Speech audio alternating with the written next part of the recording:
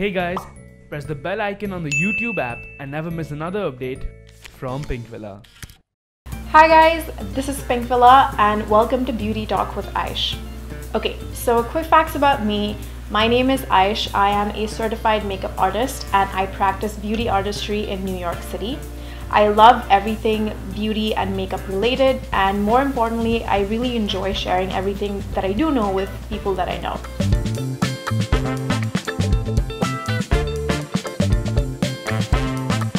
With this series, you can expect classic tips, techniques, the latest, greatest, things that are trending, pretty much everything. So I am really excited to be able to share everything that I do know weekly with you guys.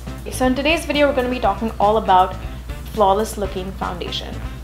Now, this is going to be a medium coverage, flawless looking base. And by all means, feel free to kind of amp up or dial down according to what your skin needs are. So before I can discuss in detail about foundations, I wanted to begin at the base. The most important part of getting a flawless looking makeup day in general is your skin prep. Your makeup is only going to look as good as your skin underneath, so it's really important to prime and prep the skin for any kind of makeup, whether it's something that's light, whether it's something that's heavy. You really need to make sure that your skin is prepped and covered. So the first thing that you want to keep in mind before you even do anything is to cleanse your skin. Now I know that sounds really basic and simple, but our skin tends to collect a lot of bacteria or dust or secretes a lot of oil throughout the day. So before any kind of makeup application, whether it's in the morning or whether it's sometime throughout the day, you want to always make sure that your skin is clean from any kind of dirt or oils or anything like that.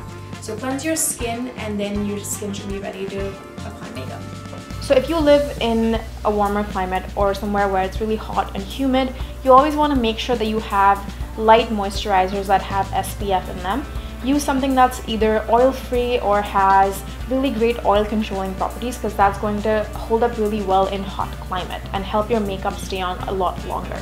So in combination with moisturizers, you can either get a moisturizer that has SPF in it or just be able to apply SPF separately. But I highly recommend doing these two things before any makeup because it's going to help your skin be protected from the sun and damage from the sun basically. So the next product that you definitely want to go in to prepare your skin for makeup is using a primer. The difference between a moisturizer and a primer is that a moisturizer helps to hydrate your skin and protect your skin from any sun damage if it has SPF in it. And a primer is really for your makeup. It helps kind of make your makeup look smoother. It helps to filter out larger pores and give an overall appearance of really fine skin. So you always want to make sure you pick some kind of a primer and prime your skin, at least in the T-zone area. So you want to moisturize your whole face, and a primer will only go in your T-zone or areas where you have enlarged pores. So once you've applied both your primer and your moisturizer, you want to give it a second to really soak into your skin and let the product get activated on your skin. Once you've done that, your skin is ready for foundation. So with foundations, there's two things you need to keep in mind. You want to always make sure that the foundation caters to your skin type, whether you have a dry skin type, whether you have an oily skin type, whether you have combination skin. You always want to make sure that it's helping your skin. And the next thing that I highly recommend keeping in mind is your climate. Are you living in a hot climate? Are you living in a cold climate? You want to always make sure that you keep those two things in mind and pick a foundation. So there's different kinds of foundations that you have in the market. You have liquids, you have powders, you have sprays, you have cushion. You have all these different kinds.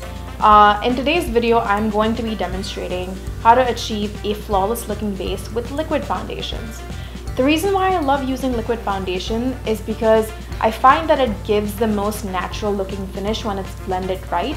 Also, the other reason being you can really amp up the coverage or dial down the coverage if it's applied the right way. Let's talk about foundation application. Now, there's different kinds of tools that you can use to apply liquid foundation. You can use a flat top brush, you can use a stippling brush, you can use a sponge. My personal preferred way that I recommend using a liquid foundation is some kind of a sponge or a beauty blender, something of that sort. The reason being that a sponge will give you a lot more control over liquid product. You can sheer out foundation with it, and you can amp up the coverage with a sponge. So I highly recommend investing in something of that sort. It's universal and it works for different kinds of looks. So with foundation shades, a very general rule of thumb is making sure that your face matches your neck and your chest, so that everything looks even and as if it's all one. So when you pick out a foundation shade, be sure to match your neck and your chest, and that's usually a really great way to begin choosing a foundation shade. So let's quickly talk about color correction.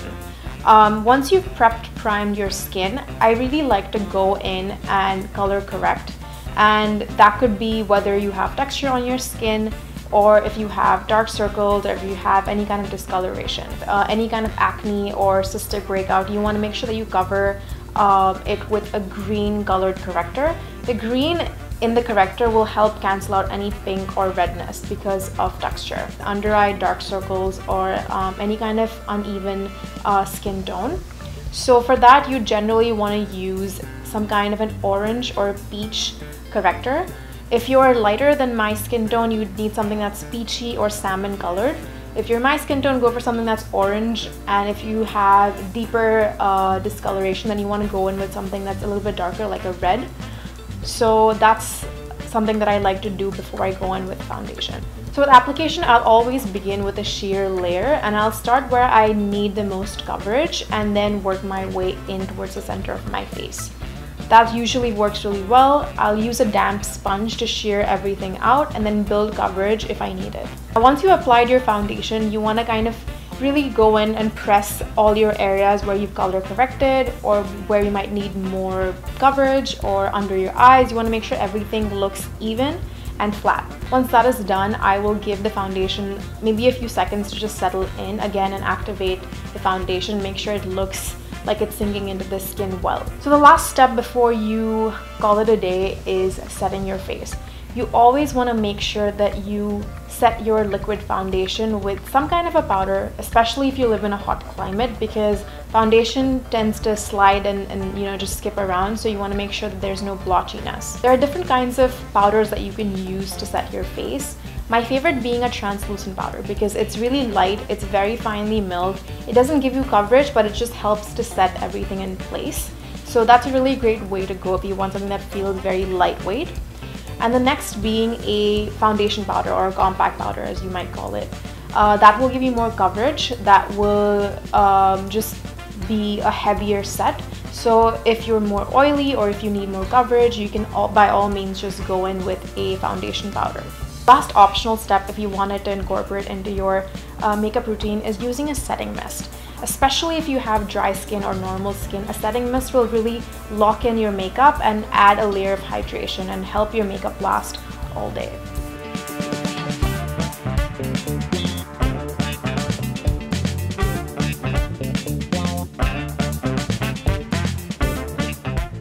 Alright, that's all I have for today's video, guys. I hope you enjoyed this video. I hope you could take something away from it. Let me know what you want to see next. Sound off below and subscribe to Pinkvilla's channel. Until next time, I will see you guys later. Bye.